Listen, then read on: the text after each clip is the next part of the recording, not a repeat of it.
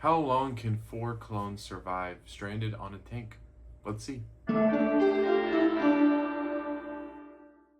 Welcome back, everyone. We have another mini mock series build. Actually, very mini, and you'll see here in a moment as I go into this. But I just wanted to mention this will be our last mini mock build that we do before we start our Dantooine updates. I've gotten enough pieces to get started here, and then we will start getting a table organized for the Dantooine mock and going over that. But today I have one more mini mock here I wanted to do. This one is a Clone Wars-esque one here. We're actually going to be doing a Republic fighter tank. One of the ones that's already a playset back, I think when 2021 it came out, 2022. I'm going to use that. I'm also actually going to use the clones that were featured in it, the 187th, just because I wanted to use a different clone that this story isn't from a actual episode from Clone Wars. And those clones, quite frankly, aren't huge into lore accurate or lore accurate at all. So perfect clone for this build. We are going to see how we make this look and kind of use that set as a reference point with those clones and the Republic fighter tank. And I'll dive into what we're doing here now.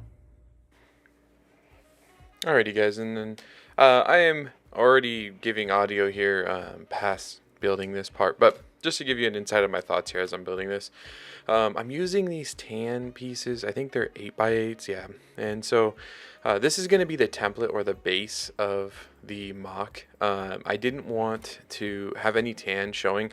I've used plenty of tan in a lot of my mocks. I have so much from it. Like I mentioned so many times from Ryloth, so I am sick of it. This is simply just to give us a platform to build on. The 8x8s I think are great. I wish I had some 16x16s. I just don't. I think I only have one, and so it's just way easier to use multiple of these. So I just use multiple of these to build out what I was planning on doing with the mock. It's basically just going to be a platform for the Republic fighter tank to be on top of anyway. I'm going to add a few darker tan pieces here that I do want showing in the mock. And this was what I was mentioning, or this is what I will mention later actually, is that I want these, kind of wanted these dark tans to be the entire floor. I just don't have enough large pieces, like 8x8s of these dark tans that are coming up here. I would have preferred it to do it that way if I could have, because I think the green that I add later, it looks good, but could be better if it was all tan. But I still like the mock with this platform, just big enough to get the tank. Just these tan wasn't quite doing it, so that's why I decided to add a little bit more. As you see in the time lapse coming up here as well, you'll see I add a little bit more room around it, so it doesn't make the fighter tank look like it's on a ledge or anything. I just want to make it look like it's buried in some vegetation. But I really like the idea of this fighter tank. I actually got this idea from the movie Fury. Not sure if you guys have seen it, but it's one of my favorite movies, and I watched it and I was like, you know, it would be cool if we did like a clone version of this. So I decided to do a Republic fighter tank with some clones stranded. I'm gonna go ahead and time lapse it from here, or this is where the time lapse comes up now, so you guys enjoy the building process of this mock.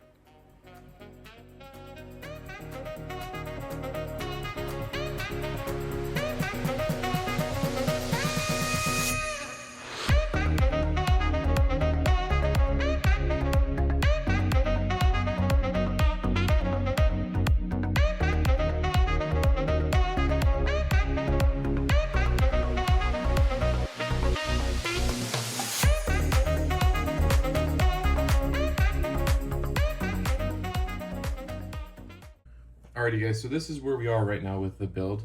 I really want the plants and all of the vegetation to really tell the story in this build. Obviously, the destruction of the Republic fighter tank. These clones have been abandoned here.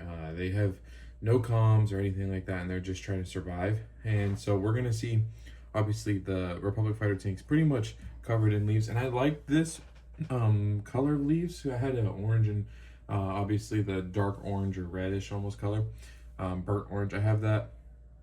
I have a bunch of those, and then I added these little brown sprouts here as like weeds, as well as some of this green. I'm gonna add a little bit more of this green. Part of me kind of wishes I just made the whole thing tan, the bottom, without the green on the centerpiece. It's covered up mainly by vegetation anyway, but I do think, I don't know, I think there's just too many colors going into it with that much green underneath. I think the plants is all the color we need, and then the tan bottom and the Republic fighter tank to keep it simple. So that's one thing I was kind of like, but I have to work with what I have, right? So that's what I'm doing here. But I still think it looks awesome. I think once we get more vegetation, more plants on here, it'll look even better. But once we get the minifigures on here, that's going to tell a story with this build as well.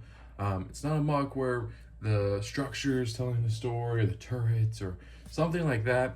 No, we want the minifigures to tell a story in this build, and that's kind of where we're getting at, the minifigures and the overgrowth of plants. So I'm going to add a few more plants. I'm going to time lapse that, and then I'll come back and I'll show you guys the figures that we'll be using for this MOC.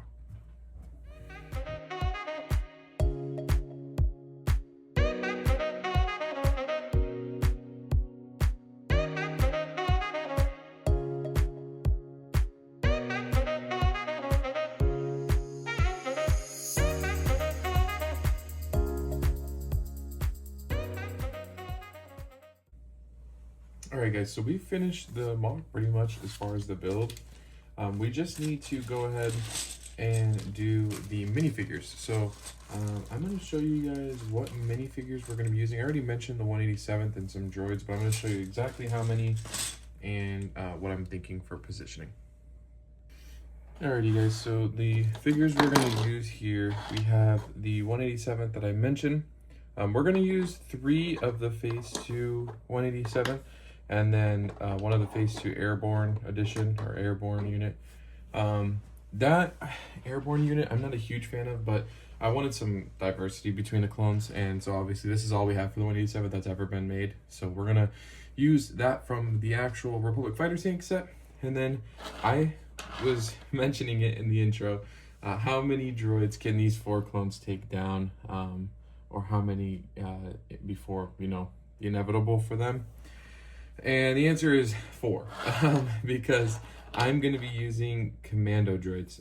The commando droids, I think, fit the purpose a little bit better in this situation where you have clones that are here on a tank that's abandoned, that the Republic doesn't even know about. Why would there be like regular B1 droids and super battle droids, B2 droids coming for them if they didn't know?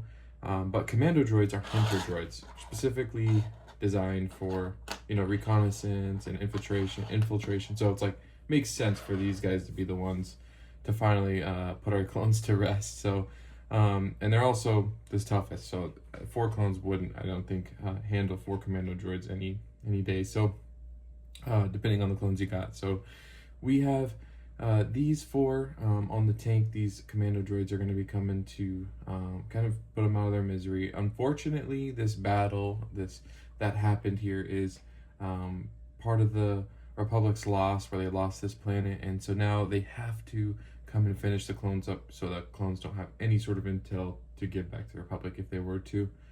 So commando droids are coming in to finish the job. We have 1 captain commando droid, 3 regular commando droids, and then we're gonna put these minifigures here, and then I will show you guys a little bit of cinematic video, and then I'll take some photos of this in